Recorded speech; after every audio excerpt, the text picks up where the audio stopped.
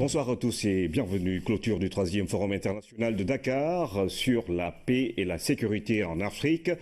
Les présidents du Nigeria, du Cap-Vert et du Sénégal ont participé au panel de cet après-midi sur le Présidium. Le Premier ministre du Mali, le vice-président du gouvernement de réconciliation de la Libye et le ministre français de la Défense. La sécurité, la démocratie et le développement, mais également la question du numérique et de l'emploi des jeunes, tout comme l'éducation, autant de sujets qui ont été abordés. Voici quelques extraits des allocutions qui ont été prononcées à la fin des travaux. La France n'intervient contre le terrorisme uniquement dans le cadre des résolutions des Nations Unies.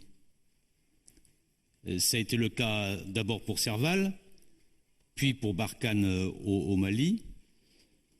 Ça a été aussi le cas pour Sangaris en Centrafrique. Elle le fait dans le respect du droit international. Elle le fait aussi lorsque, pour maintenir le droit international, il importe que des opérations militaires soient menées.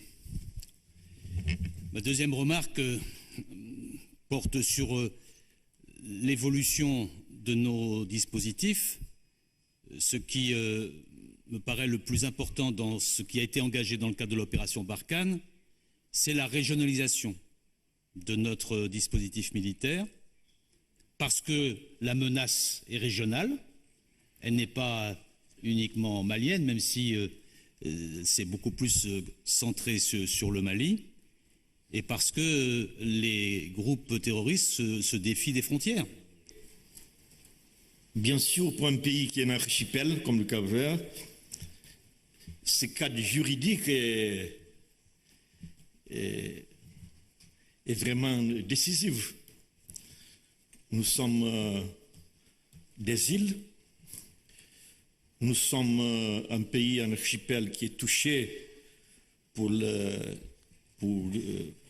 divers trafics de drogue, de trafic d'armes.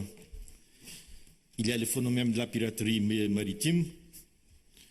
Et alors, pour nous, c'est vital que les États africains puissent, premièrement, obtenir un accord non seulement sur l'essentiel de la charte qui était signé pour beaucoup d'États, mais surtout sur les annexes plus de détails, plus détaillés, plus techniques, qui sont ouverts jusqu'à maintenant. Et pour nous, ça serait décisif du point de vue des négociations. Well, I think initially when Je pense que lorsque j'avais pris la parole, j'avais parlé du golfe de Guinée qui part d'ici jusqu'en Angola.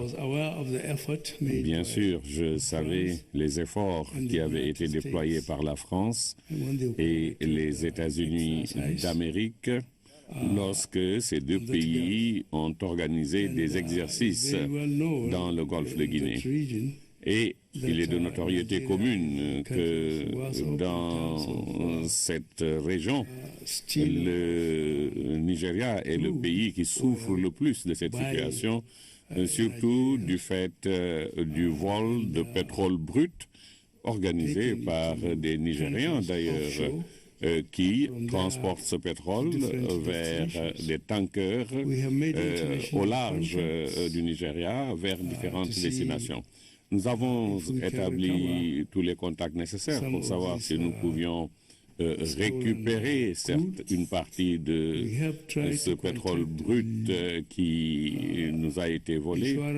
Nous avons contacté notamment les compagnies d'assurance, notamment la Lloyd's de Londres, pour savoir quel était le mouvement de ces cargos pétroliers, la quantité qu'ils transportent à chaque fois, les propriétaires, la destination de ces navires, les comptes des propriétaires.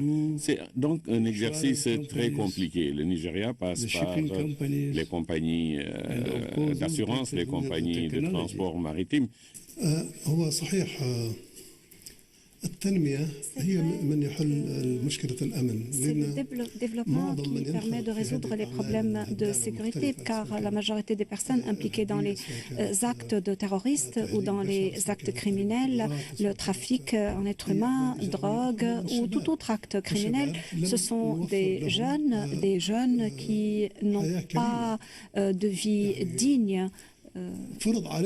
Ce sont des jeunes auxquels, ou plutôt qui ont été obligés de recourir à des actes criminels parce qu'il n'y avait pas de développement et parce qu'il n'y avait pas d'autre voie.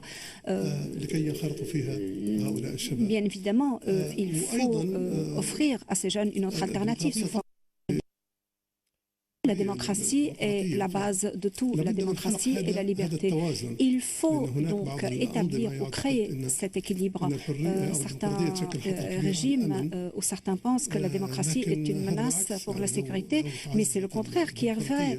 Si l'on renforce la démocratie, cela ne peut qu'aller dans le sens de la liberté et de la stabilité. Par exemple, ce qui se passe dans mon pays actuellement, ce grand désordre et cette très grande insécurité en Libye. Après la chute du régime de Kadhafi, tous ces jeunes se sont retrouvés avec des armes entre les mains sans qu'il y ait de contrepartie ou de forces de sécurité, armée, police,